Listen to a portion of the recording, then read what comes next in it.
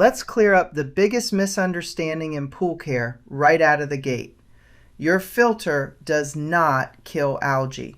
It never has, and it never will. If you're standing there looking at a cloudy green mess, thinking your filter quit on you, you're blaming the wrong guy. Here's the way to picture it. Think of your pool like a kitchen floor. Your chlorine or your salt system is the bleach. That's what actually neutralizes the germs and kills the algae. Your filter? Your filter's the broom. It sweeps up the dead debris the chemicals leave behind. Bleach and a broom do two completely different jobs, and you need both. A perfect filter on a pool with no chlorine will still turn green on you. That's not a filter failure, that's a sanitizer failure. So today we're going to talk about the broom, what it is, what it does, how to tell when it's working, and one thing 30 years on the job taught me that nobody bothers to mention. Whenever your pump is running, there's a hidden river of water rushing through the pipes on your equipment pad. Your filter is the main stop on that river. Water gets pulled out of the pool through the skimmer, goes through the pump, and gets pushed straight into the filter tank. Only after it leaves the filter does it move on to the heater, the salt cell, and back into the pool through the returns. That order is not an accident. The filter sits first in line, right after the pump, because it's the bodyguard. It catches all the leaves, the grit, the abrasive junk before that stuff can reach the delicate, expensive parts inside your heater and your salt cell. Put the filter last and you'd be running sandpaper through the priciest equipment on your pad. So it goes first on purpose. Catch the garbage, protect everything downstream. Every filter does that same basic job, trap the dirt. But residential pools use one of 3 different materials to do it, and they clean up completely differently. This is where knowing what you've got actually matters. First up, the cartridge filter. Open the tank and you'll find tall, pleated cylinders that look like accordions. Water pushes through that folded fabric and leaves the dirt on the outside. To clean it, you pull the cartridges out and hose them down by hand. The upside, you're not flushing any pool water out into the yard to clean it, so a cartridge filter is your water saver of the bunch. Second, the sand filter. This one's a big tank packed with a bed of special sharp-edged sand. Water trickles down through the sand, and the sand grabs the dirt on the way through. You don't take this one apart. You turn a valve, reverse the water flow, that's called backwashing, and blow the trapped dirt right out a waistline. Third, the DE filter. That stands for diatomaceous earth. Inside, you've got fabric-covered grids coated in a fine powder made from crushed microscopic fossils. Because that powder is so fine, a DE filter traps the smallest particles of all 3. It gives you the clearest water you can get. But that clarity costs you a step. Every time you backwash a DE filter, you flush the old powder out with the dirt, so you've got to measure and add a fresh charge of powder back through the skimmer to recoat those grids before you run it again. Now, no matter which type you've got, size matters, and this trips people up. Your filter tank has to be big enough to handle your pump's flow. Try to force thousands of gallons through a tank that's too small, and the water moves so fast it shoves right past the material without ever dropping its dirt. A bigger tank lets the water slow down, filter better, and gives you a lot more time between cleanings with less strain on the whole system.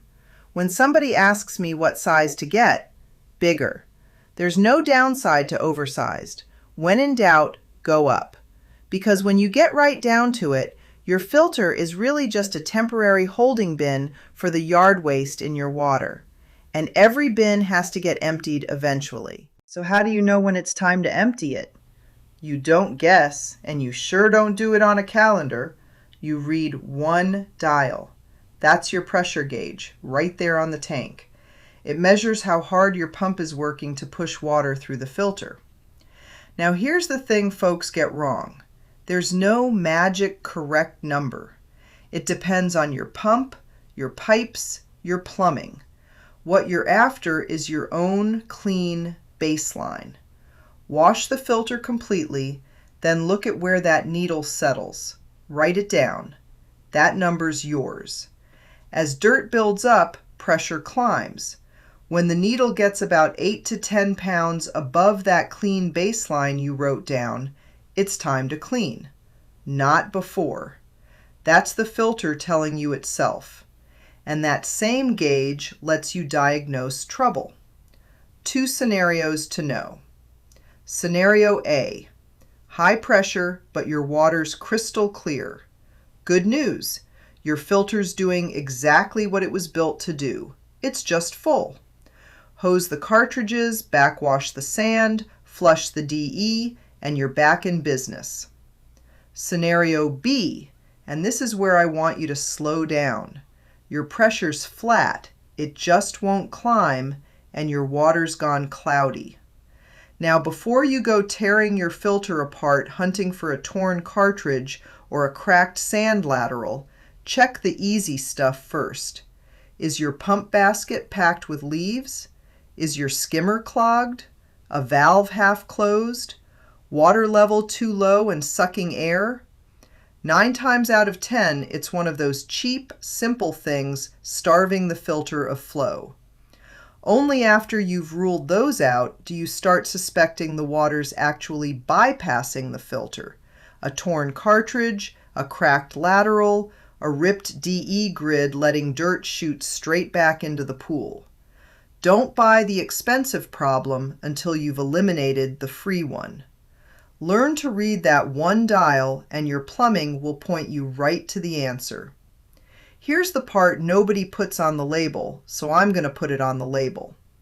When you open that backwash valve, you are not moving clear water. You're releasing a concentrated slurry of every single thing that filter has trapped since the last cleaning. And that water's got a payload. It's carrying concentrated chlorine. If you run a salt pool, there's enough dissolved salt in there to build up in the soil and slowly dehydrate whatever you pour it on. If you've been treating for algae, there's copper and other metals in there that are flat out toxic to fish and plants. And if you run DE, you're flushing out that spent fossil powder too. That stuff's a mechanical bug killer. It dries insects out. Dump it in a flower bed and you can wipe out the beneficial bugs and pollinators living there. Water obeys gravity every time. So before you let that pump roar, look at the slope of your yard. Know exactly where that slurry's going to travel, and make sure it's not running straight under the fence into your neighbor's prized vegetable garden. These are folks who baby that yard all season. Don't go killing it because you didn't think about grade. And don't assume the street's the safe answer either. There's a big difference between a sanitary sewer and a storm drain. A sanitary sewer runs to a treatment plant. A storm drain usually dumps straight into the nearest creek or river with no treatment at all. So that concentrated pool water goes right into the fish. This part depends entirely on where you live, so check your local rules. Your county or your HOA will have an answer, and "I didn't know" is not the one you want to be giving. So that's your filter. Know your job. It catches the dirt, it doesn't do the chemistry.